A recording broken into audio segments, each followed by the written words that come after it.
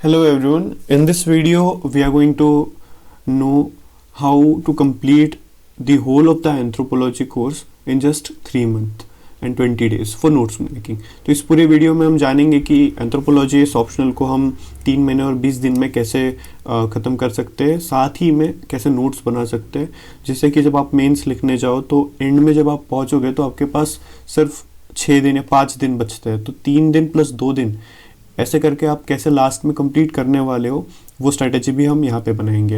As far as anthropology is concern, ये चीज़ आपको समझनी है यहाँ पे कि सबसे पहले अगर इसको टाइम लगता है तो वो 90 डेज़ के अराउंड लगता है। मोस्टली कोई भी कोचिंग अगर आप ज्वाइन करते हो तो 4 महीने के अराउंड टाइम आपको देना होता है। तो यहाँ पकड़ लीजिए, आपको 90 डेज़ जो है वो स्ट्रेट फॉरवर्ड लगने ही है, जब तक जहाँ तक कि आपका एंथ्रो का टाइम लगने वाला है। उसमें प्लस आप 20 डेज़ आप ऐड कर देंगे जो आपको सिर्फ नोट्स मेकिंग के लिए लगेंगे, जो कि मोस्ट इम्पॉर्टेंट चीज़ है, क्योंकि ये जो 20 डेज़ आप यहाँ पे मेहनत करोगे यही होगी जो लास्ट में आपको 5 डेज़ जो आप मिलेंगे। ठीक है, जैसे आपको आपके जीएस का ख़त्म हुआ, उसके बाद लैंग्वेज और फिर ऑप्शनल होता है यहाँ पे। तो ये लैंग्वेज का तो दिन वैसे भी चला ही जाता है पेपर में, तो ये 5 ही दिन होता है आपके पास, टू बी ऑनेस्ट। तो ये 5 दिन का जो भी आपका स्टडी होगा ये 20 डेज़ पे ही डिपेंड होगा। तो ये 20 दिन उतने ही ज़रूरी है जितने 90 डेज़ ज़रूरी होता है। तो अगर हम इसको सही से समझने की कोशिश करते हैं तो आपको 20 डेज़ देना है पेपर 1 को। नाउ मैं कह रहा हूँ कि 20 दिन देना है, और पेपर जो 2 है उसको टोटल आपको 40 दिन देना है ना। और मतलब इसको ओवरऑल आप पकड़ लीजिए 30 दिन होते हैं। यहाँ पे इसको 40 से और प्लस ये इसको ऐड कर देंगे आप, तो ये टोटल हो जाते हैं 55 डेज़। तो ये कैसे है ना, पेपर 1 को इतना वेटेज क्यों और पेपर 2 को इतना वेटेज क्यों? देखिए, दोनों पेपर जो है वो 250 मार्क्स ईच के हैं। बट अगर आप सिलेबस को देखेंगे तो पेपर 1 का सिलेबस बहुत बड़ा है, जो डिफ़िकल्ट टू कवर हो जाता है और डिफ़िकल्ट टू रिमेंबर हो जाता है। और पेपर 1 पहले होता है। अगर आपका पेपर 1 बिगड़ गया तो आपके मन में कितना भी कुछ, मतलब आपने पेपर 2 किया हो, वो आप पेपर नहीं लिख पाते, क्योंकि जितना ज़्यादा टाइम नहीं होता है 2 पेपर के बीच में, सिर्फ 2 घंटे का टाइम होता है, उसमें भी आप रिविज़न करने वाले हैं। तो जब आप पेपर लिखने जाओगे तो आपके दिमाग में यही होगा कि यार मेरा पेपर 1 बिगड़ गया है। तो इसीलिए ये चीज़ ज़रूरी है कि आप पेपर 1 को सही से प्रिपेयर करें, क्योंकि अगर पेपर 1 आपको कॉन्फिडेंस दे देता है तो पेपर 2 आपका अच्छा जाना ही जाना है, उसमें कोई जो है दौरान नहीं है। नेक्स्ट अगर हम यहाँ पे बात करते हैं कि कैसे करना है, तो सबसे पहले हम पेपर 2 से स्टार्ट करते हैं। मैं इसे रिवर्स इंजीनियरिंग कहता हूँ। आप प्रीवियस ईयर क्वेश्चन पेपर्स से मोस्टली कवर करिएगा तो आपको इंपॉर्टेंट टॉपिक समझ में आ जाते हैं कि कौन कौन से टॉपिक्स हैं जो इंपॉर्टेंट होते हैं। बट पेपर 2 को कैसे कवर करना है हम आगे डिस्कस करते हैं। But we have to give 20 दिन इसको देना है, पेपर को डेडिकेटेड देना है। उसके बाद 10 दिन हमको नोट्स मेकिंग को देना है। नोट्स मेकिंग हम वैसे भी चैनल पे कर रहे हैं, आप जानते हैं, आप वहाँ से कर सकते हैं, कंपाइल कर सकते हैं, या फिर आप कोई भी ऑनलाइन मटेरियल यूज़ करके आपके हिसाब से सेट कर सकते हैं। उसके बाद हम पेपर 1 पे आते हैं। पेपर 1 बहुत वास्ट है, ठीक है। सेक्शन ए सेक्शन बी आप जानते हो। अगर आप पेपर 2 की बात करें तो सेक्शन ए बी को आप 10-10 दिन में पहली बार में ख़त्म कर सकते हो। बट पेपर 1 के इसमें आपको ज़्यादा टाइम लगता है, क्योंकि बहुत ज़्यादा लेंदी होता है। अराउंड 300-400 पेजेस आपको कवर करने पड़ते हैं और याद भी रखना होता है। So that is the reason कि ये डिफ़िकल्ट क्यों हो जाता है। अगर हम आगे बढ़ते हैं तो 15 दिन हमको इसके लिए भी नोट्स मेकिंग के लिए छोड़ना है, क्योंकि यही 15 दिन और ये 10 दिन ही है जो आपको लास्ट में 3 और 2 दिन मतलब 5 दिन में कंपाइल करने हैं, ठीक है। और 5 दिन हम मिसलेनियस के लिए छोड़ देते हैं। तो एक स्टूडेंट ने पूछा था कि सर टाइम टेबल बताइए कैसे करते हैं।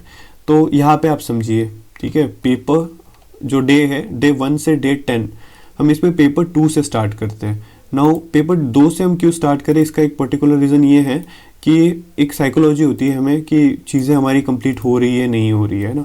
तो यूजुअली क्या होता है कि जब पेपर कंप्लीट हो जाता है ना, तो हमको एक थोड़ा सा एक साइकोलॉजिकल रिलीफ मिल जाती है कि कैसे चीज़ों को हमने हैंडल करना है। तो दैट इज़ अबाउट इट। तो हम पेपर 2 को स्टार्ट करते हैं यूनिट 3 से, ठीक है। नाउ मैंने ये यूनिट 3 क्यों पकड़ा है, इसका रीज़न ये है कि मोस्टली इंडिया में जो भी स्टूडेंट्स हैं उनको पता है ये सारी चीज़ें, इस यूनिट में जो चीज़ें दी है वो चीज़ें पता है। हाँ, थोड़ी थोड़ी चीज़ें हैं, डोमिनेंट कास्ट हो गई, जजमानी क्या होता है, नेचर मैन स्पिरिट क्या होता है, ये एक टेक्निकल टर्म आ जाती है। बट मोस्टली आपको एंथ्रो जब आप स्टार्ट करते हो तो कहीं से भी स्टार्ट कर सकते हो, इसकी स्पेशलिटी है। बट आप इन चीज़ों को जानते हो, ये ईजी होती है, इंटरेस्टिंग होती है, और जब आप छोटे छोटे माइलस्टोन अचीव करते हो तो चीज़ें ज़्यादा अच्छे से समझ में आती है। सो 3.1 यूनिट से हम स्टार्ट करते हैं, जिसमें आप जो है structure and nature of traditional Indian social system ये करते हैं, जिसमें आप वर्णाश्रम, पुरुषार्थ, कर्म, ऋण एंड रीबर्थ, इन टॉपिक्स को आप डील करते हो। हमने इस पे वीडियोस ऑलरेडी बना लिया है, तो यू कैन रेफर इट। उसके बाद सेकंड है कास्ट सिस्टम। अब कास्ट सिस्टम सबको पता है, ठीक है, जो भी इंडिया में रहता है उसको कास्ट सिस्टम पता है, ठीक है। उसके बाद उसकी कैरेक्टरिस्टिक क्या है, स्ट्रक्चर क्या है, वर्ना एंड कास्ट क्या होता है, theory of origin of caste system, ठीक है, divine origin, guild theory, occupational speciality theory, ये सब हम कर चुके हैं। उसके बाद डोमिनेंट कास्ट क्या होती है, कास्ट मोबिलिटी क्या होती है, फीचर्स क्या है कास्ट सिस्टम के, जजमानी सिस्टम क्या होती है, ट्राइब कास्ट कंटिन्यूम, फोक अर्बन कंटिन्यूम, रॉबर्ट रेडविट से ये डिराइव किया हुआ ट्राइब कास्ट कंटिन्यूम यहाँ पे है। उसके बाद sacred complex, nature man spirit complex, और ये यूनिट 2 भी जो है हम ऑलरेडी वीडियो में बना चुके हैं और समझा चुके हैं। So this is it. आप जब ये कंप्लीट करोगे तो आपको सेंस ऑफ सेटिस्फैक्शन मिलेगा, क्योंकि आप अगर पेपर देखोगे तो आपको ये जो मैंने इतने टॉपिक्स दिए, इसमें से आपको 2 टॉपिक हर क्वेश्चन पेपर में मिलेंगे। कोई भी पेपर लीजिए, उठाइए, यूनिट 3 के 2 क्वेश्चंस होंगे ही होंगे। उसके बाद 3.4 में आते हैं, जो हम ऑलरेडी कवर कर चुके हैं, जैसे कि इम्पैक्ट है। इम्पैक्ट किसका, तो Buddhism, Jainism, Islam, Christianity on Indian society, ठीक है। ये already we have completed this particular part. So ये जब आप कंप्लीट कर लेंगे तो आपको समझ में आएगा कि एंथ्रोपोलॉजी एक इंडियन पर्सपेक्टिव से क्या है, ठीक है। ये आपको बेसिक देगा। उसके बाद यूनिट 4 इमर्जेंस और ग्रोथ ऑफ एंथ्रोपोलॉजी, इसमें एलपी विद्यार्थी और डीएन मजुमदार जो है, इन लोगों का रोल बहुत इंपॉर्टेंट है, तो आप इसको रेफ़र करेंगे, ठीक है। इस पे भी हमने वीडियो ऑलरेडी बना चुके। उसके बाद इंडियन कॉन्ट्रीब्यूशंस, ठीक है। इंडियन कॉन्ट्रीब्यूशंस कौन कौन से हैं, ऑलरेडी जो वीडियोज़ है रिकॉर्डेड है, आप देख सकते हैं। उसके बाद इसमें हमने एक्स्ट्रा पॉइंट्स ऐड किए, क्योंकि ये क्वेश्चन पूछा गया था।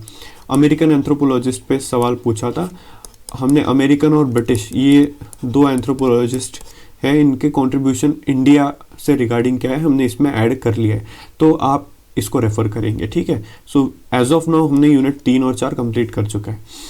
उसके बाद हम आते हैं यूनिट 5 पे। यूनिट 5 बेसिकली है इंडिया का जो विलेज होता है उसके रिगार्डिंग है ये जो पर्टिकुलर टॉपिक है वो, ठीक है। उसके बाद जो है सिग्निफिकेंस क्या है विलेज स्टडीज़ का, ठीक है। सिग्निफिकेंस हम क्यों करते हैं, क्या ज़रूरत है, क्या चेंजेस आ रहे हैं इंडियन सोसाइटी में, क्योंकि यही जो चेंजेस है ये फ्यूचर में जाके बड़े होने वाले, तो हमें तभी से समझना है कि ये कहना क्या चाहता है, राइट। सिग्निफिकेंस क्या है। उसके बाद एक सोशल सिस्टम क्या होता है इंडियन विलेज में, ठीक है। ट्रेडिशनल और चेंजिंग पैटर्न, क्या क्या पैटर्न चेंज हो रहे हैं सेटलमेंट में, जैसे कि पहले कैसे रहते थे। पहले अगर ये रोड है तो इधर इधर इधर ऐसे घर थे, अगर कोई मान लीजिए तालाब है तो उसके अराउंड ऐसे घर होंगे, ठीक है। अब चेंज हो गए हैं, right left star pattern etcetera आ गए, तो वो सारी चीज़ें। फिर इंटरकास्ट रिलेशंस, ये टॉपिक इंपॉर्टेंट है। उसके बाद अग्रेरियन रिलेशंस, अग्रेरियन मतलब खेती से रिलेटेड जो भी फेस्टिवल्स रिलेशंस है उसके बारे में। फिर इम्पैक्ट ऑफ ग्लोबलाइजेशन, ग्लोबलाइजेशन अब पता है क्या होता है, तो उसका इम्पैक्ट इंडियन एग्रीकल्चर पे क्या है वो इस यूनिट पे हम बात करेंगे। उसके बाद यहाँ पे अगर हम आते हैं तो यू विल अंडरस्टैंड कि लिंग्विस्टिक एंड रिलीजियस माइनॉरिटी, ठीक है। रिलीजियस एंड लिंग्विस्टिक माइनॉरिटी, उसका सोशल, पॉलिटिकल और इकोनॉमिक स्टेटस, ठीक है। ये चीज़ आपको इसमें डील करना है। लिंग्विस्टिक मतलब जैसे कि आप कोई भी स्टेट में जाएंगे, अगर आप महाराष्ट्र में जाते हो तो मराठी को छोड़ के बाकी लैंग्वेज माइनॉरिटीज़ आ जाएंगी। अगर आप यूपी में जाएंगे तो हिंदी को छोड़ के बाकी लैंग्वेज माइनॉरिटीज़ में आ जाएंगी। रिलीजियस माइनॉरिटी, अगर आप एक कंट्री में देखिए लाइक इंडिया, तो 79% हिंदूज़ है, तो हिंदूज़ को छोड़ के बाकी सारी जो भी रिलीजियस कम्युनिटीज़ है वो माइनॉरिटीज़ में आ जाएंगी। तो उनका सोशल, पॉलिटिकल और इकोनॉमिक स्टेटस अभी फ़िलहाल क्या है वो आप इस यूनिट में स्टडी करेंगे। उसके बाद 5.3 यूनिट है indigenous and exogenous processes of socio cultural change. Indigenous मतलब जो अंदर से आते हैं, एक्सोजेनस मतलब बाहर से, जैसे कि वेस्टर्नाइजेशन, ठीक है। उसके बाद जैसे याद है आपको संस्कृताइजेशन, ये इंडिजिनस है। वेस्टर्नाइजेशन आउट से साइड है, मॉडर्नाइजेशन आउटसाइड से। फिर ग्रेट एंड लिटिल ट्रेडिशन, ठीक है, ये टॉपिक भी बहुत इंपॉर्टेंट है। फिर Panchayati Raj and social change question आ चुका है। Media and social change question आ चुका है। उसके बाद unit 6.1 which is tribal situation in India. ये क्वेश्चन 2017-18 में पूछा, बायोजेनिक वेरिएबिलिटी। फिर लिंग्विस्टिक और socio economic characteristics of tribal population distribution etcetera. ठीक है, इतना हो गया। उसके बाद जो है आप 6.2 में आएंगे, उसमें प्रॉब्लम्स मेंशन किए ट्राइबल्स के कि land alienation, poverty, indebtedness, low literacy, poor education, unemployment, under employment, health और न्यूट्रिशन। तो ये सारे प्रॉब्लम्स जो है वो मेंशन किए गए हैं। उसके बाद आप 6.3 में आते हैं कि डेवलपमेंटल प्रोजेक्ट्स, मतलब डैम्स बना रहे हैं, रोड बना रहे हैं, फ्लाईओवर बना रहे हैं, ये जो भी बड़े प्रोजेक्ट्स है, पोर्ट्स बना रहे हैं, ठीक है, एयरपोर्ट बना रहे हैं, तो इनका इम्पैक्ट क्या होगा। ठीक है, इम्पैक्ट क्या होता है ट्राइबल्स पे।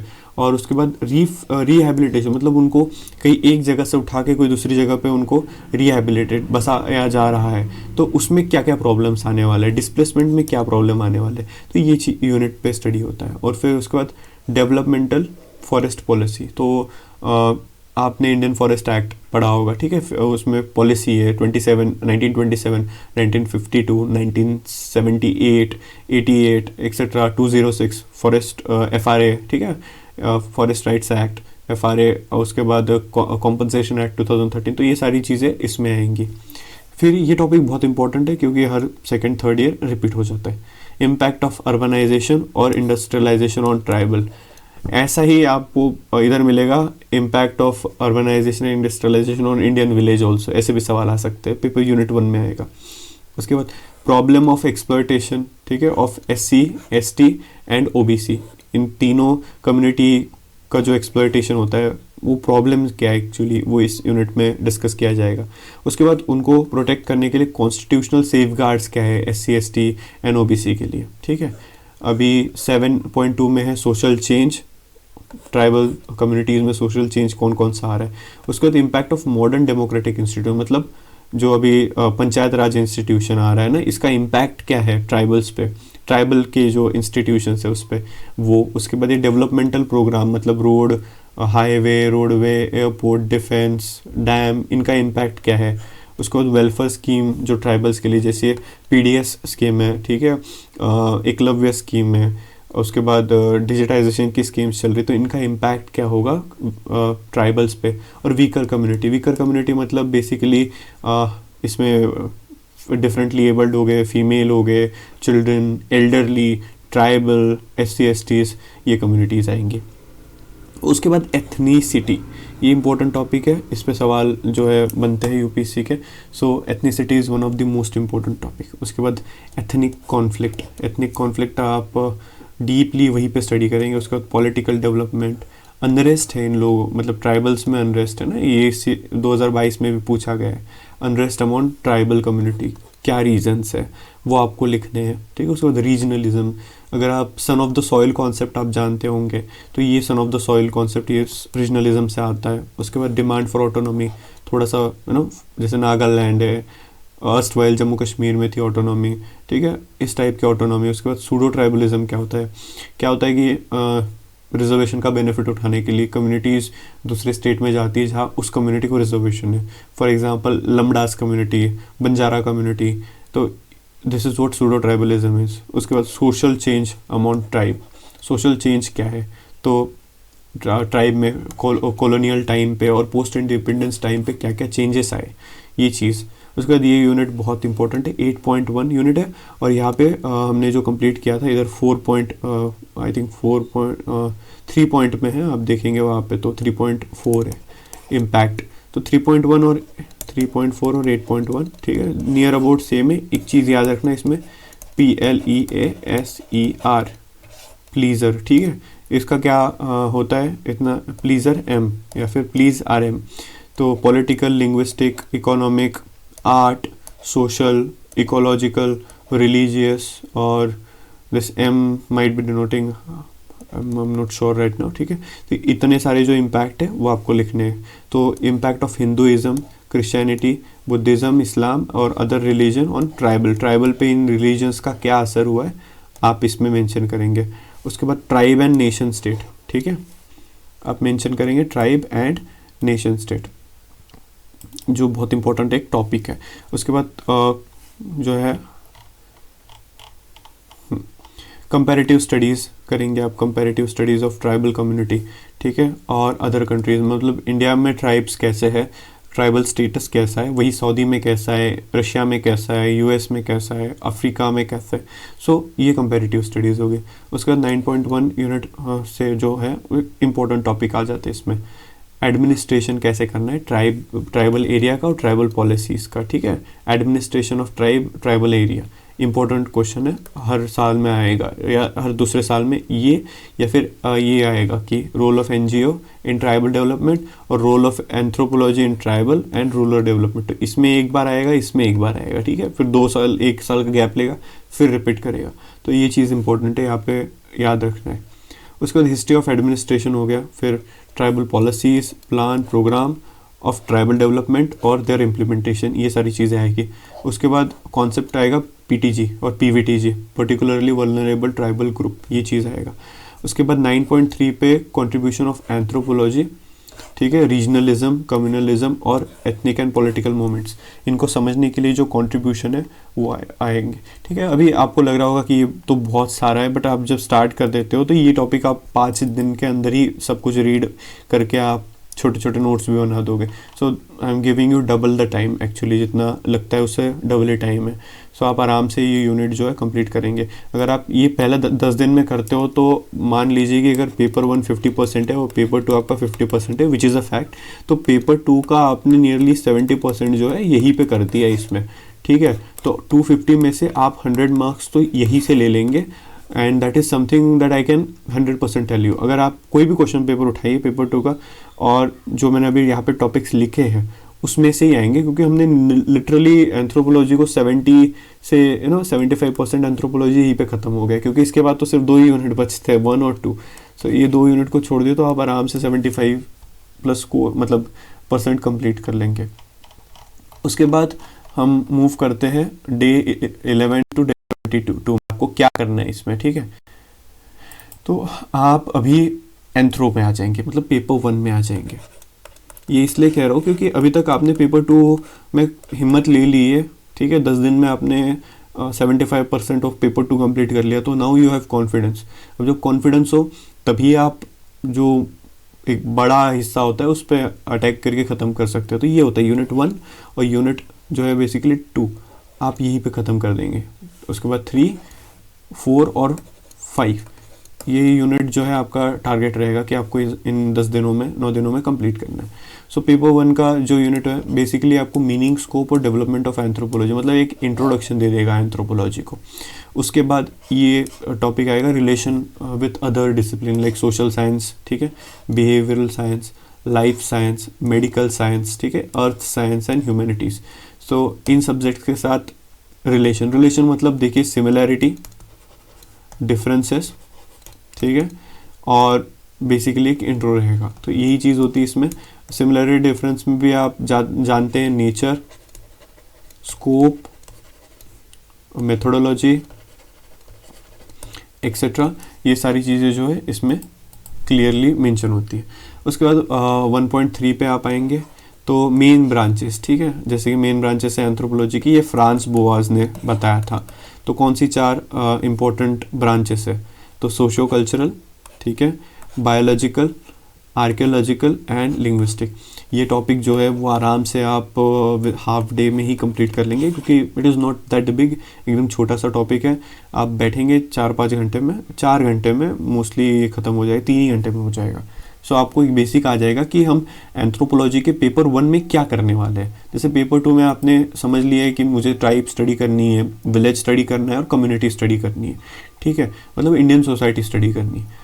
पेपर 1 स्टार्ट करते हो तो आपको पहले तो एंथ्रोपोलॉजी के बारे में बताता है, उसके बाद उसके रिलेशन और वो बाकी इन ब्रांचेस से डिफरेंस कैसा है, और उसके बाद मेन ब्रांचेस, तो आपको समझ जाता है कि एंथ्रोपोलॉजी है क्या। उसके बाद अभी आप जाएंगे नेक्स्ट डे 2 से आप सेकंड टॉपिक पे फोकस करेंगे, ठीक है, ठीक है। तो ओके, सो आप आ जाते हैं यूनिट 2 पे।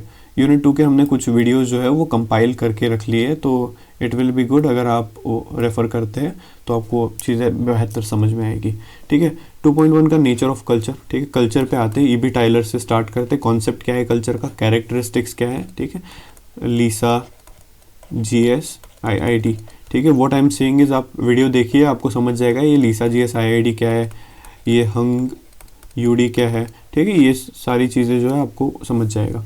उसके बाद नेचर एंड सिविलाइजेशन, ठीक है, इसमें सिमिलैरिटीज़ क्या है और डिफरेंसेस क्या है। एथनोसेंट्रिज्म और कल्चरल रिलेटिविज्म। एथनोसेंट्रिज्म मतलब I am superior, my culture is superior and all other things are inferior, मतलब look at your culture as some superior thing and others culture as inferior thing. Then cultural relativism, France Boaz ने दिया था, एक कहते हैं कि जो जैसा है वैसा ही है, ठीक है, जो जैसा है वैसा ठीक है, वो अपने जगह पे सही है, तुम अपने जगह पे सही हो। ये एक बेसिक चीज़ है, पूरा जानने के लिए वीडियो है, उसको आप कंप्लीट करिए और जो है नोट्स बनाइए। फिर यूनिट 2.2 में आते हैं सोसाइटी पे, जैसे हमने यहाँ पे कल्चर किया, यहाँ पे सोसाइटी। सोसाइटी में जिन्सबर्ग है, ठीक है, ये नाम आप इस यूनिट के लिए याद रखेंगे। फिर कॉन्सेप्ट ऑफ सोसाइटी, और कूली भी है, ठीक है, कूली और जिन्सबर्ग। उसके बाद सोसाइटी का कॉन्सेप्ट क्या है, सोसाइटी और कल्चर सिमिलैरिटी डिफरेंसेस क्या है, सोशल इंस्टीट्यूशंस क्या होते हैं जैसे मैरिज, फैमिली, किनशिप वगैरह। फिर सोशल ग्रुप्स क्या क्या होते हैं, सोशल स्ट्रैटिफिकेशन, ये क्वेश्चन 21 में आया था यूपीएससी के, कि जैसे कि ब्राह्मण, क्षत्रिय, वैश्य, शूद्र, ये क्लास कास्ट वाइज जो है स्ट्रैटिफिकेशन है, ये सारी चीज़ें उसमें आती है। 2.3 में फिर आते हैं हम मैरिज पे। मैरिज का क्वेश्चन आता है बट मोस्टली हम इस यूनिट को जो है अवॉइड करते हैं as far as question are concern, but ज़रूरी है कि आप इस चीज़ को सही से करें। तो मैरिज की डेफिनेशन क्या है, यूनिवर्सलिटी क्या है, लॉज क्या है मैरिज के, जैसे एंडोगैमी, एक्सोगैमी, हाइपरगैमी, हाइपोगैमी और इंसेस्ट टैबू, ये लॉ है। उसके बाद टाइप्स क्या क्या है मैरिजेस की, जैसे मोनोगैमी, एक पति एक पत्नी, पॉलीगैमी, ठीक है, पॉलीगैमी में दो आती है, पॉलीगाइनी और पॉलीएंड्री। पॉलीएंड्री मतलब पॉली मतलब बहुत, एंड्री मतलब हस्बैंड, तो एक औरत एक female and many male, polyandry. Polygyny एक मेल और बहुत सारी फीमेल्स। फिर ग्रुप मैरिज, बहुत सारे मेल बहुत सारे फीमेल।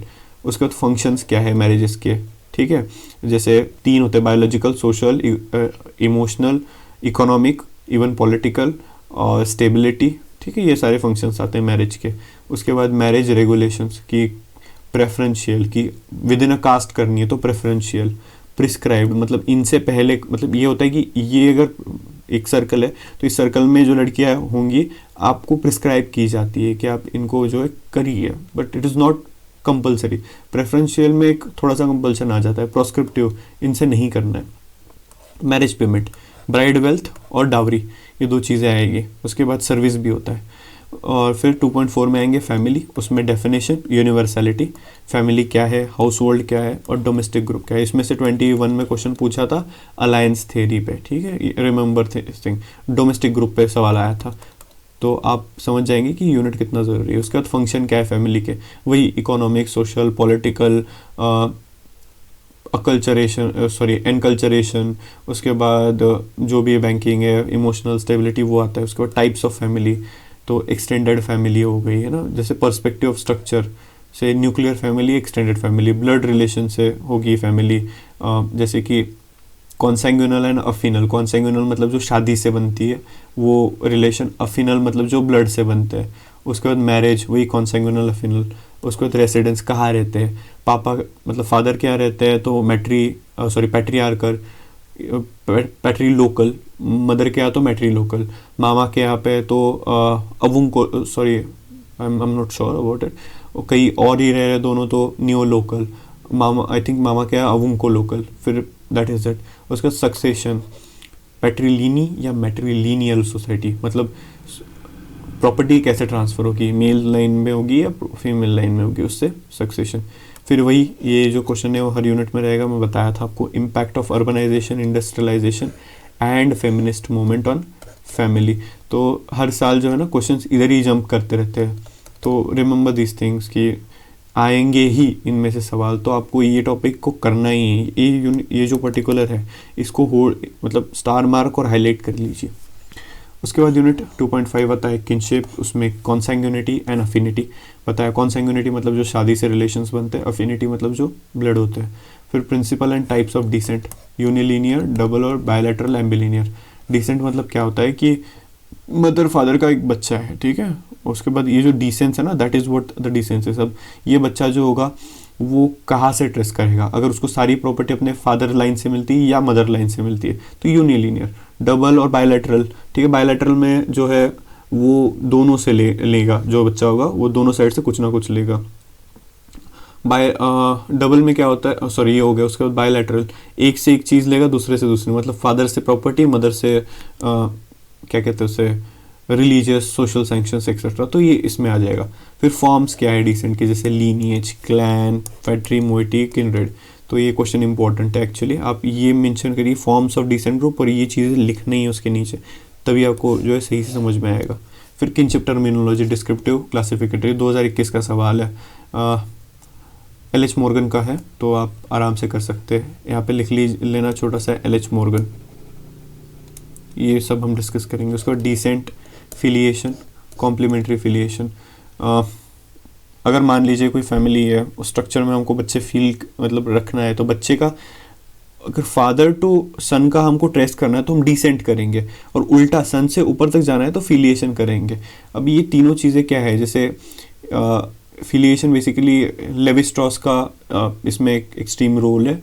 तो आप प्रॉपर जब वीडियो आएगा तो आपको समझ में आएगा कि what I am talking about. ठीक है, descent and alliance, same question है। अलायंस मतलब शादी जब हम करते हैं किसी से तो क्या क्या रीजंस होते हैं। ठीक है, अभी बहुत सारे रीजंस होते हैं, जैसे कि एक लॉन्ग टर्म रिलेशन बनाना है, पीस इस्टेब्लिश करना है। ठीक है, उस टाइम पे एक्सचेंज के लिए ज़्यादा कुछ होता नहीं था, तो विमेन वेयर समवन जो एक्सचेंज करते थे, उससे एक स्टेबिलिटी आती थी। उसके बाद यूनिट 3 में आते हैं economic organization, meaning, scope, relevance. ठीक है, फॉर्मलिस्ट और सब्सटैंटिविस्ट की डिबेट, इंपॉर्टेंट टॉपिक है ये वाला, फॉर्मलिस्ट और सब्सटैंटिविस्ट की डिबेट। और principles governing production, distribution and exchange, जिसमें रेसिप्रोसिटी आती है, मैं आपको कुछ दूंगा बदले में आप मुझे कुछ देंगे।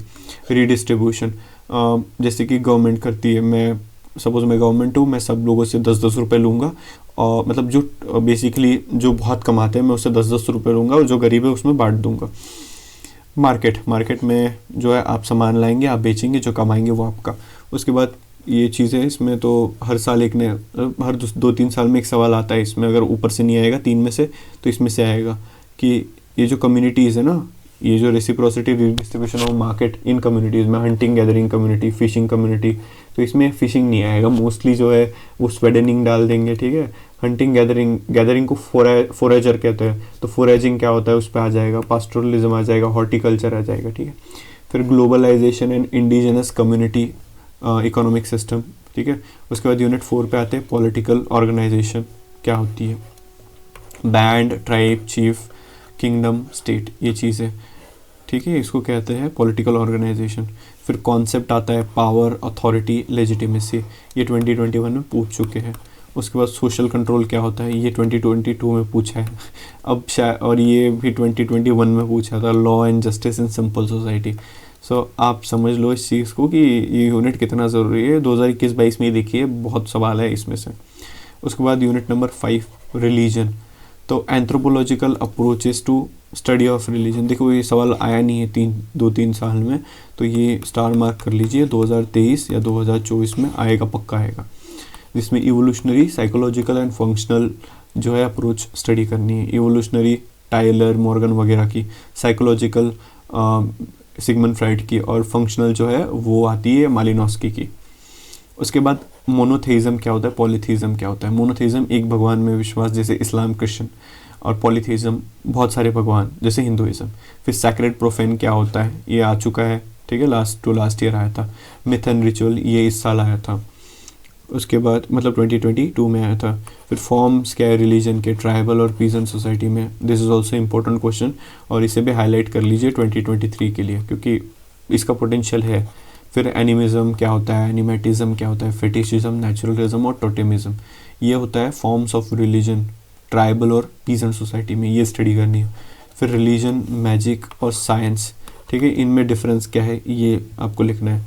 फिर मैजिक और रिलीजियस फंक्शनरीज, ये फंक्शनरीज जैसे प्रीस्ट, शमन, मेडिसिन मैन, सॉर्सरर, विच। तो आई थिंक शमन पे इस साल क्वेश्चन आ गया है, शमन एंड मेडिसिन मैन करके आया था। तो दिस इज इट, ये हो गया आपका जो नेक्स्ट होगा। ये सारी यूनिट्स जो है आप आराम से मतलब लेज़ी होके भी ये एक दिन में, यूनिट 2 जो होगा वो आप 2 दिन लगाएंगे तो 3 दिन, फिर उसके बाद इकोनॉमिक 4 दिन, 5 दिन, और ये रिलीजन्स 6 दिन।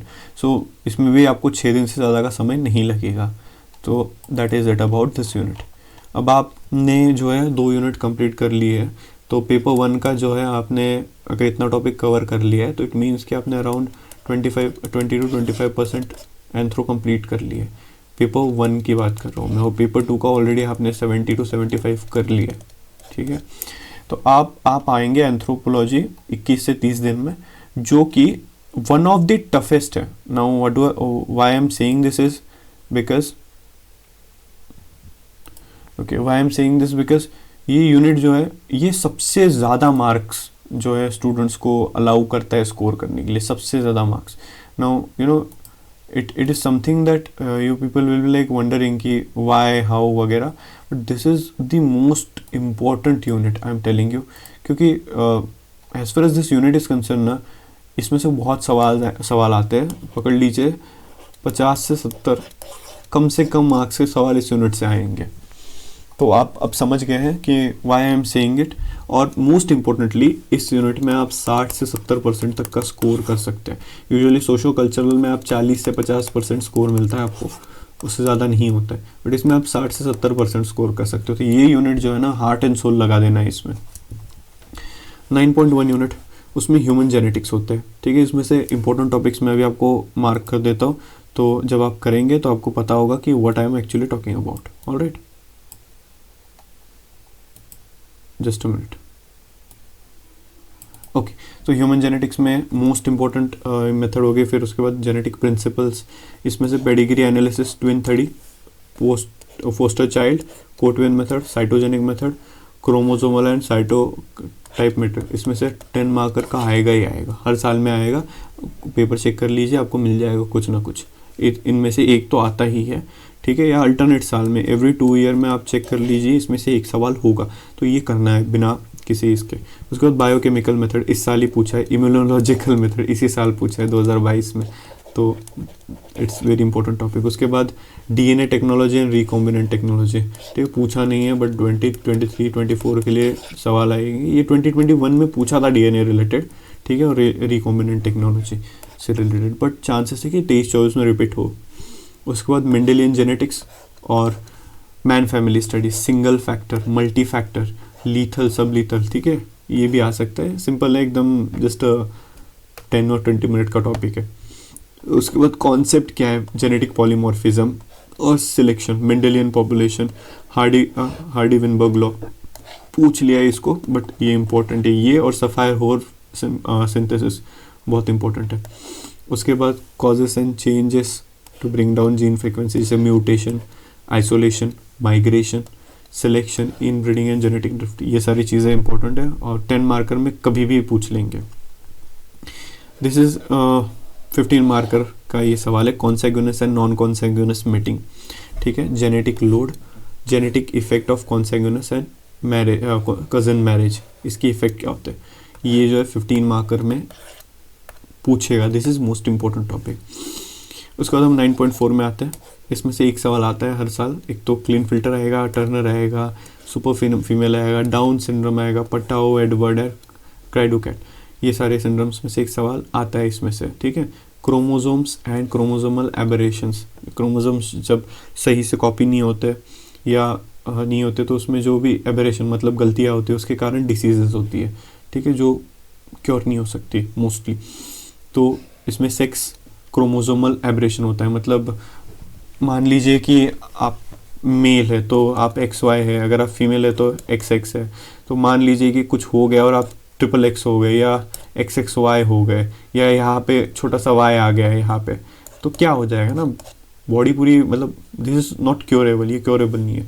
जैसे clean filter syndrome, Turner syndrome, super female, intersex और ये अदर सिंड्रोम्स इसमें आएंगे। उसके बाद ऑटोजोमल, मतलब क्या होता है कि जैसे आपको पता है कि 22 पेयर्स होने वाली है और एक XY या X की एक पेयर होगी सेक्स क्रोमोसोम की, तो इन 22 में अगर कोई प्रॉब्लम होता है तो ये ऑटोजोमल हो गया। अगर ये XY में कोई प्रॉब्लम हो रहा है तो वो हो गया सेक्स क्रोमोसोम। समझ गए, एकदम सिंपल चीज़ में ये समझो कि 22 पेयर है प्लस एक सेक्स पेयर है, ठीक है, ये एक पेयर हो गई।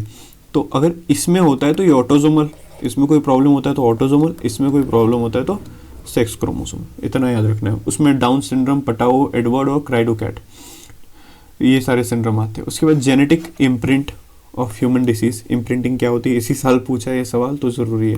फिर genetic screening, genetic counselling, screening मतलब चेकिंग बेसिकली, काउंसलिंग मतलब अगर कोई प्रॉब्लम है तो आप किस टाइप से हैंडल करेंगे।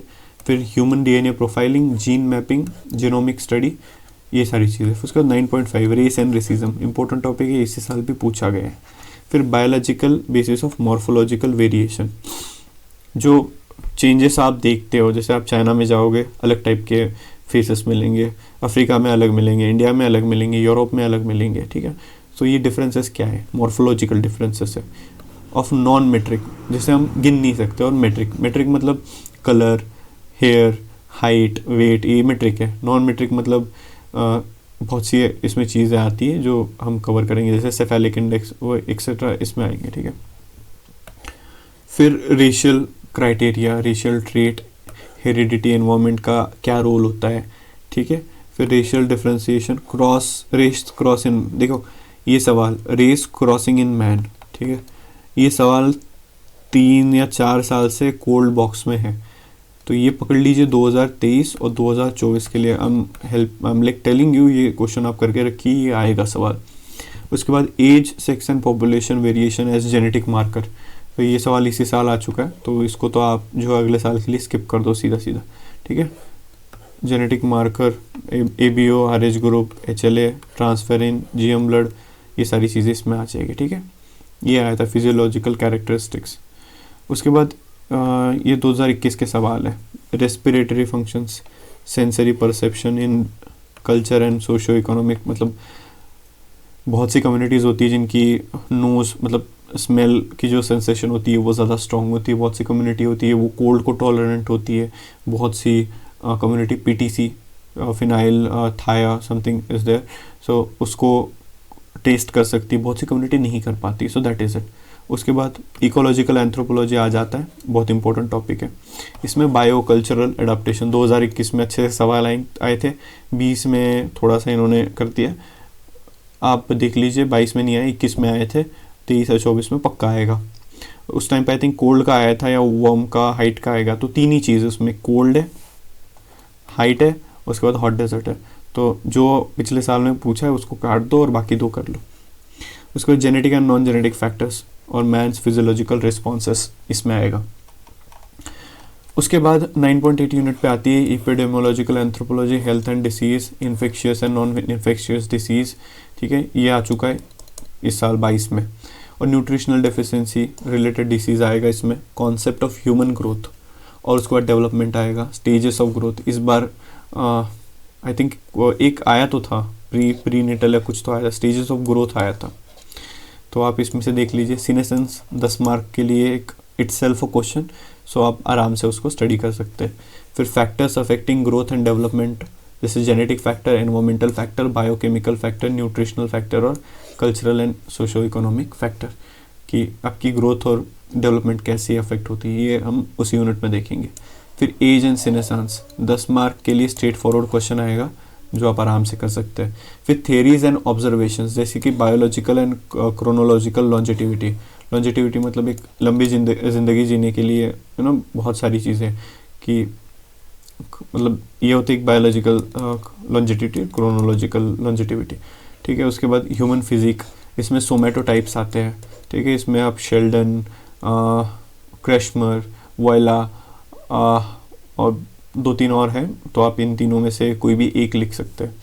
उसके बाद नेक्स्ट टॉपिक जो है यहाँ पे इम्पोर्टेंट, वो है मेथोडोलॉजीज फॉर ग्रोथ स्टडी, ये इंपॉर्टेंट क्वेश्चन है, आता है 11.1 में आता है। इस साल मेनोपॉज आया था आई थिंक, तो मेनार के उससे पहले आया था, इस साल मेनोपॉज आ गया। ये स्टार्ट होती है मेंस्ट्रुअल साइकिल की, ये एंड होता है, और इनके बीच में होता है पेरी मेनोपॉज, मतलब मेनार के जो है वो इरेगुलर हो जाते हैं, हीट स्प्लैशेस वगैरह आते हैं, उस टर्म को कहते हैं पेरी मेनोपॉज, ठीक है। उसके बाद जो है मेनोपॉज हो गया, बायोलॉजिकल इवेंट हो गया, उसके बाद फर्टिलिटी पैटर्न्स, ठीक है, ये भी इम्पोर्टेंट है।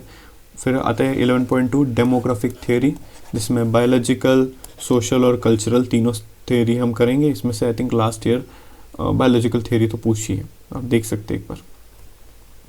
फिर बायोलॉजिकल और सोशो इकोलॉजिकल फैक्टर्स, फिकंडिटी, फर्टिलिटी, नैटेलिटी और मोटेलिटी, ये 4 है। आप इसको स्टार कर लीजिए।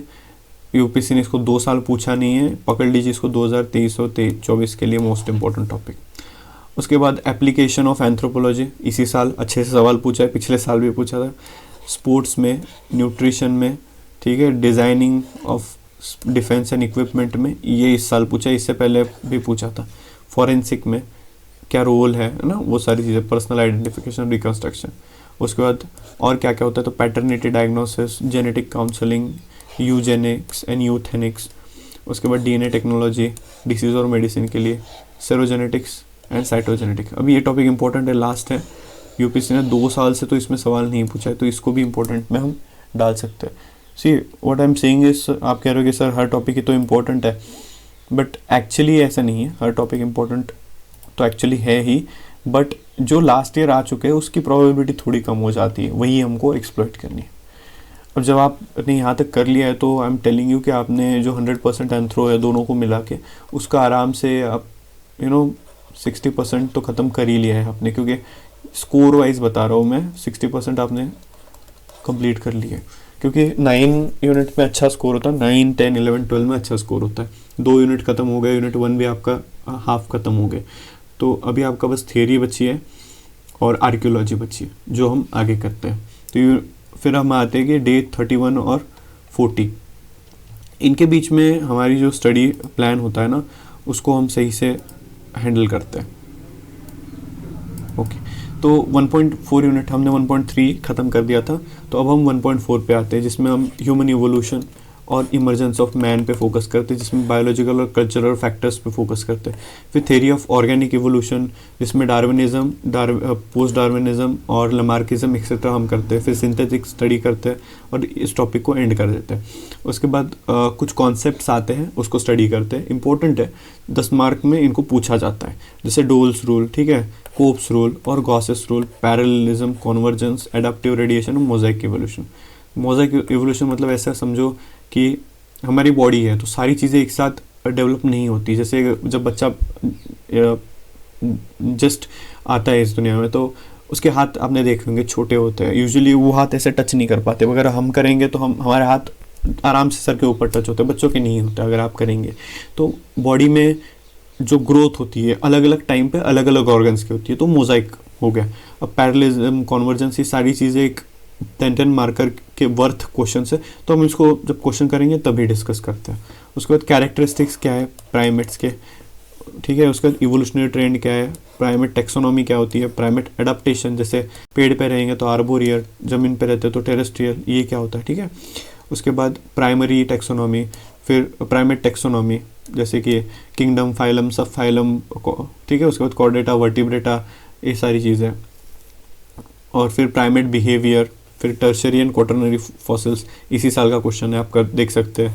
फिर living major primate, chimpanzee, gorilla, baboons, bonobos etcetera. फिर कंपैरेटिव एनाटॉमी, ह्यूमन और एप, ह्यूमन और चिंपांजी, ह्यूमन और गोरिल्ला, सवाल आता है यूपीएससी का। फिर ये सवाल 2021 का है, वो बहुत इंपॉर्टेंट है। Skeletal changes due to erect postures, erect postures के कारण जो चेंजेस आए हैं और उसके कारण इम्प्लीकेशंस क्या है, वो इधर हो गया। उसके बाद कैरेक्टरिस्टिक्स एंड ज्योग्राफिकल डिस्ट्रीब्यूशन, किस चीज़ का, तो ऑस्ट्रेलोपिथेसाइंस है, ठीक है। उसके बाद पैरेंथ्रोपस है, दैट इज़ होमो इरेक्टस है। फिर होमो इरेक्टस, हिडेलबर्गेंसिस। उसके बाद जावानिकस और पेकेनेसिस, जावानिकस जावा से, पेकेनेसिस चाइना से। फिर निएंडरथल मैन, जैसे ला शेफेलोसेंट, क्लासिकल टाइप कहते हैं इसको। फिर माउंट कार्मेल, ठीक है, इसको प्रोग्रेसिव टाइप कहते हैं। इस साल सवाल पूछा था, दोनों में डिफरेंस क्या है 2022 में, तो इसको तो आप सीधा सीधा काट ही दीजिए, ये नहीं आएगा अगले साल। उसके बाद रोडेशियन मैन, इंपॉर्टेंट टॉपिक है। और उसके बाद होमोसेपियन, अर्लियर से लेके लेस थे, ठीक है। होमोसेपियन के कुछ अर्ली वर्जन, क्रोमैग्नन, ग्रिमाल्डी और चांसलेट, ये इस ग्रोटेस देस स्पेंटेस, ऐसे कुछ ग्रिमाल्डी की जगह इटली में, वहीं से मिला था। उसके बाद biological basis of life, cell, DNA, ये 12th का आपने पढ़ाई की है, वही चीज़ होती है यहाँ पे लिखने। ये यूनिट इंपॉर्टेंट है, हर 2-3 साल में इसमें बेसिक सवाल आते हैं और हर साल में इस वाले सेक्शन से सवाल आते हैं, एवरी ईयर। कुछ भी हो जाए इससे सवाल आएंगे ही आएंगे यूपीएससी में, क्योंकि ये आर्कियोलॉजी की बिगिनिंग है। तो इसमें क्रोनोलॉजी क्या होती है, बायोलॉजिकल, जियोग्राफिकल, सोशल, हिस्टोरिकल, ये क्रोनोलॉजी, ठीक है। यहाँ से ये ए से लेके बी में मैं कैसे गया हूँ, है ना। तो ये 2000 पकड़ लीजिए, 20 से लेकर 2022 में जो भी इवेंट हुए हैं उसकी क्रोनोलॉजी क्या है। तो क्रोनोलॉजी इज़ बेसिकली दैट। फिर डेटिंग मेथड। डेटिंग मेथड मतलब अगर मुझे सपोज एक आधी पॉटरी मिल गई है, ठीक है, अब आई डोंट नो कि ये पॉटरी जो कितने साल पुरानी है, तो अब मैं डेट करूँगा। तो अब एप्स रिलेटिव क्या होती है, अब मेरे पास एक मॉडर्न पॉटरी है, ठीक है, ये मेरे को मिली है सपोज आईवीसी से, इंडस वैली सिविलाइजेशन से। अब मैंने जो है ये नई पॉटरी ढूंढी है, तो अब ये पॉटरी जो है इससे बेटर है, तो मैं क्या कहूँगा, ये न्यू है, ये ओल्ड है, ठीक है। ये होती है रिलेटिव मेथोडोलॉजी। एब्सोल्यूट मतलब मैं इसको ही जो है ना वेरियस मेथोडोलॉजी, जैसे कि कार्बन C14 मेथड हो गया, फ्लोरीन आर्गॉन मेथड हो गया, ठीक है, डेंड्रो, इसमें तो डेंड्रोलॉजी नहीं लगेगा। तो इस सारी मेथड से एब्सोल्यूट मतलब मैं एग्जैक्टली बताऊंगा कि ये इस फ्रेम से इस फ्रेम में है, मतलब ये 10 साल से 20 साल के बीच की है, ठीक है, ये 100 साल से 200 साल पुरानी है, दैट इज डेटिंग मेथड। फिर cultural evolution, prehistoric culture, इसमें palaeolithic, mesolithic, neolithic, chalcolithic, copper bronze और आयरन एज, तो ये सारी चीज़ें इस वाले यूनिट में आती है। आई होप आपने जो है समझ लिया होगा इसको। तो अब हम आगे मूव करते हैं। अब हमने जो है लिटरली यहाँ पे हमने एंथ्रोपो ना 75% हमारा एंथ्रोपोलॉजी ख़त्म हो गया दोनों पेपर को मिला के। अब मान लीजिए this is the last thing जो कि आप 2 महीना कंप्लीट होने का, और आपका फर्स्ट रीडिंग और फर्स्ट नोट्स मेकिंग भी नियर अबाउट ख़त्म हो चुका है। तो हम अभी आते हैं पेपर 2 में। हम पेपर 2 का जो रिमेनिंग पार्ट है 1.1 और 2 ख़त्म कर लेते हैं। तो 2 में डेमोग्राफिक प्रोफाइल ऑफ इंडिया है, जैसे एथनिक और लिंग्विस्टिक एलिमेंट 2021 में सवाल आ चुका है। तो एक बार एथनिक आता है और एक बार लिंग्विस्टिक एलिमेंट आता है। तो आई थिंक लिंग्विस्टिक आ गया 2021 में, तो ये पकड़ लीजिए, आपका नेक्स्ट टारगेट है 23-24 का। फिर इंडियन पॉपुलेशन में factor influencing structure and growth, ये चीज़ आती है। उसके बाद ये 3 चीज़ें इसमें से इम्पोर्टेंट है, शिवालिक में और नर्मदा बेसिन का कंट्रीब्यूशन क्या है। उसके बाद रामापिथेकस, शिवापिथेकस और नर्मदा मैन, इन तीनों, मतलब ये 5 टॉपिक में से एक टॉपिक जो है हर 2 साल में रिपीट होगा, देख लीजिए, चेक कर लीजिए। उसके बाद evolution of Indian culture and, उसमें आप इस साल मेसोलिथिक आया था, उससे पहले नियोलिथिक आएगा। तो अब आप जो है एक तो पैलियोलिथिक पे, और उससे पहले आई थिंक अपर पैलियोलिथिक आया था। तो अब क्या बचता है, तो भैया आप सिर्फ बचता है चाल्कोलिथिक। तो अगले साल में आप पकड़ेंगे लांगनाज, आहर, इनाम गाँव, उसके बाद जोरवे कल्चर पे सवाल आएगा। And I can tell you कि आपने इस चीज़ पे फोकस करना है। फिर प्रोटो हिस्टोरिक में इंडस वैली सिविलाइजेशन पे ये सवाल आया था 2021 में, 22 में इस पे जो है सवाल आया था, गुजरात बेस्ड सवाल आया था। तो वो इसलिए आया था क्योंकि आई थिंक धौलावीरा वगैरह एक इंटरनेशनल कोई कॉन्फ्रेंस वगैरह थे, तो welcome to the India world's oldest civilization something, तो उससे ये सवाल आया था धौलावीरा पे एंड लोथल पे। तो फिर ये प्री हड़प्पन और पोस्ट हड़प्पन कल्चर हम उसमें स्टडी कर लेते हैं। और ये सवाल है छोटा सा, but this is important paper 2 के लिए, contribution of tribal culture to Indian civilization. तो जैसे हमने देखा है कि इंडियंस का इम्पैक्ट क्या है ट्राइबल्स पे, उसी तरह से ट्राइबल का जो इम्पैक्ट है मेन स्ट्रीम कल्चर पे, वो इसमें जो है डिस्कस किया जाएगा। देन मूविंग फॉरवर्ड, लास्ट आपने अभी लिटरली ख़त्म कर ही दिया है पूरा। तो अब बस बच जाता है ये 3 यूनिट नंबर 6, यूनिट नंबर 7 और यूनिट नंबर 8। तो यूनिट नंबर 6 में होता है एंथ्रोपोलॉजिकल थियरीज, क्लासिकल इवोल्यूशन, ठीक है, टाइलर, मॉर्गन, फ्रेजर, और हिस्टोरिकल पर्टिकुलरिज्म, बोआस, डिफ्यूजनिज्म, इसमें 3 स्कूल है, ब्रिटिश, जर्मन और अमेरिकन, और फंक्शनलिज्म, जिसमें मालिनोस्की, स्ट्रक्चरल फंक्शनलिज्म, रेडक्लिफ ब्राउन। तो हम लोग 10 दिन पे फोकस कर रहे हैं। तो आपने इसको 1 दिन दे दिया, आपने इसको दूसरा दिन दे दिया, तो आप इसको जो है तीसरा दिन दीजिए इतना, इसमें आप स्ट्रक्चरलिज्म यहाँ तक ख़त्म कर दीजिए, ठीक है। उसके बाद आपका जीएस वगैरह है, आप वो कर लेना, या फिर आप सिंपल है इतना कर लिया, उसके बाद यूनिट 7 कंप्लीट कर लीजिए, छोटा सा है, culture and language, communication, nature, origin, characteristics, verbal and non verbal communication, और इसमें सफ़ायर होर्फ, ठीक है, ये एक हाइपोथेसिस है, ये आपको स्टडी करनी है। तो आपने डे 3 पे ये कंप्लीट कर लिया। डे 4 पे आप स्टार्ट करेंगे कल्चर पर्सनैलिटी स्कूल, ठीक है। कल्चर पर्सनैलिटी स्कूल में आप जो है Ruth Benedict, Margaret Mead, Ralph Linton, Abraham Kardiner, Cora Du Bois study करेंगे। फिर न्यू इवोल्यूशन में विजय Childe, Leslie White, Julian Steward, Sahlins and Service, ये टॉपिक्स आप करेंगे। उसके बाद कल्चरल मटेरियलिज्म, छोटा सा टॉपिक है बिल्कुल, मार्विन हैरिस का। Symbolic and interpretative theory, Turner, Snyder और गीट्स का। इसमें टर्नर और गीट्स में क्या डिफरेंस है ये पूछते हैं हमेशा, बहुत इंपॉर्टेंट टॉपिक है, 2022 में पूछा है ये, तो आप समझ सकते हो कितना ज़रूरी है। उसके बाद कॉग्निटिव थियोरीज, पोस्ट मॉडर्निज्म, ठीक है, ये सारी चीज़ें। तो ये आपने जो है डे 3, 4 और ये हो गया आपका डे 5 में आपने कर लिया है कंप्लीट। अब आप डे 6 में यूनिट 8वां कंप्लीट कर लेंगे, जिसमें रिसर्च मेथोडोलॉजी है, जैसे फील्ड वर्क ट्रेडिशन में कैसे कैसे करते हैं वो चीज़ बताइए। उसके बाद टेक्निक, मेथड और मेथोडोलॉजी, इसमें तो आप Malinowski, Seligman, Briggs, Majumdar, S C. Roy, इनके बोस, ऑल दिस ट्रेडिशनल मतलब इंडिया के जो थे, रेडक्लिफ ब्राउन, इंडिया रिलेटेड आप कंट्रीब्यूशन डाल दीजिए कि इन्होंने ये जगह पे ये कम्युनिटीज़ को स्टडी किया है। उसके बाद टेक्निक क्या होती है, मेथड क्या होती है, मेथोडोलॉजी क्या है, बेसिक डिफरेंस है, 3 पॉइंट से ख़त्म हो जाता है। उसके बाद टूल्स क्या है, ठीक है, जैसे कि observation, interview, schedule, questionnaire, case study, genealogy, life history, oral history and secondary source, OIC, goals, क्यों, ओरल, इंटरव्यू, ठीक है, ऑब्जर्वेशन, इंटरव्यू, उसके बाद केस स्टडी, गोल्स का जीनियोलॉजी, फिर सेकंड O आता है ऑब्जर्वेशन हो गया, ओरल हिस्ट्री, फिर L से आप यहाँ पे देखिए लाइफ हिस्ट्री, S से आप आएंगे शेड्यूल, Q से क्वेश्चनेयर, ठीक है। अब अगर कुछ बच जाता है जैसे कि QS यहाँ पे डाल दीजिए, तो OIC, गोल्स, QS, तो this is something that is done. उसके बाद ये लास्ट टॉपिक है कि आप डेटा बनाते हो तो उसको प्रेजेंट कैसे करना है। ओके, अब सबसे इम्पोर्टेंट टॉपिक पे आ जाते हैं। आपके पास ये जो दिन बचेंगे 9 दिन जो ये है, आपको पेपर 1 को पूरी तरह से रिवीजन करना है, ठीक है। उसमें आप per day 1 unit complete, 1 to 2 unit जो है कंप्लीट कर सकते हैं। फिर आपके पास यहाँ पे दिन बचेंगे 4 + 3 7, इसमें आप पेपर 2 ख़त्म करेंगे, ठीक है। उसके बाद जो है आपके पास ये जो 6 दिन बचेंगे उसको आप 6-7 दिन जो भी आप बचेंगे आप उसको ऐसे करिए कि 4 दिन जो है आप पेपर 1 करेंगे और 2 दिन जो है पेपर 2। तो ये सारी चीज़ें आप फरवरी से पहले कर लेंगे तो बेहतर है, ठीक है। फरवरी या ज़्यादा से ज़्यादा मार्च के बिगिनिंग तक मार्च देना है। उसके बाद अप्रैल मई 2 ही महीने बचेंगे, तो मार्च भी नहीं देना है आपको, फरवरी से पहले इसको जो है कंप्लीट कर लेना है। तो आपकी 3 रिवीजन यहीं पे हो गई है, ठीक है।